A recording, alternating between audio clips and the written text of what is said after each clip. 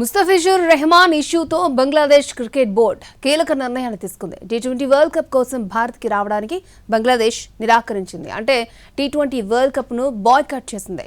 మ్యాచ్ల వేదికలను శ్రీలంకకు మార్చాలని ఐసీసీకి లేఖ రాసింది. అయితే దీనిపై ఘాటుగా స్పందించిన బీసీసీఐ వెన్యూ మార్చడం కుదరదని తేల్చేసింది. ముస్తాఫిజుర్ రెహమాన్ టీ20 వరల్డ్ కప్ కోసం భారత్కు రావడానికి బంగ్లాదేశ్ నిరాకరించింది.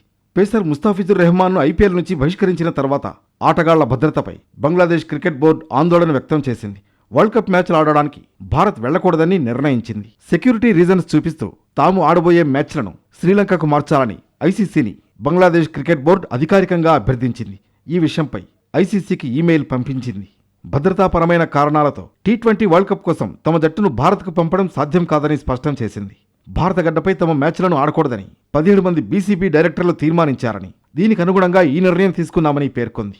ఐపీఎల్ ఆక్షన్లో ముస్తాఫిజుర్ను కోల్కతా నైట్ రైడర్స్ ఏకంగా 9,20,00,000 రూపాయలకు కొనుగోలు చేసింది. అదే సమయంలో బంగ్లాదేశ్లో జరిగిన హింసాత్మక సంఘటనలో అక్కడి హిందువుల భద్రతపై భారత్లో ఆందోళనలు వ్యక్తమయ్యాయి.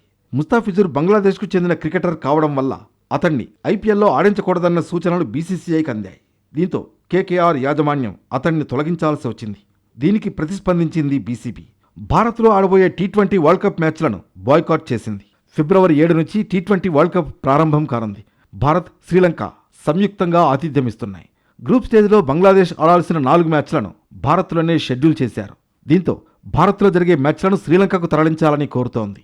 మరోవైపు బంగ్లాదేశ్ క్రికెట్ బోర్డు బీసీబీ ఐసీసీకి రాసిన లేఖపై బీసీసీఐ తీవ్రంగా స్పందించింది. ఇష్టానుసారంగా మ్యాచ్ల వేదికలను మార్చడం సాధ్యం కాదని స్పష్టం చేసింది. టోర్నమెంట్కు ఇంకా నెల రోజుల సమయమే ఉందని, ప్రయాణపరంగా చాలా ఇబ్బందులు ఎదురవుతాయని బీసీసీఐ పేర్కొంది.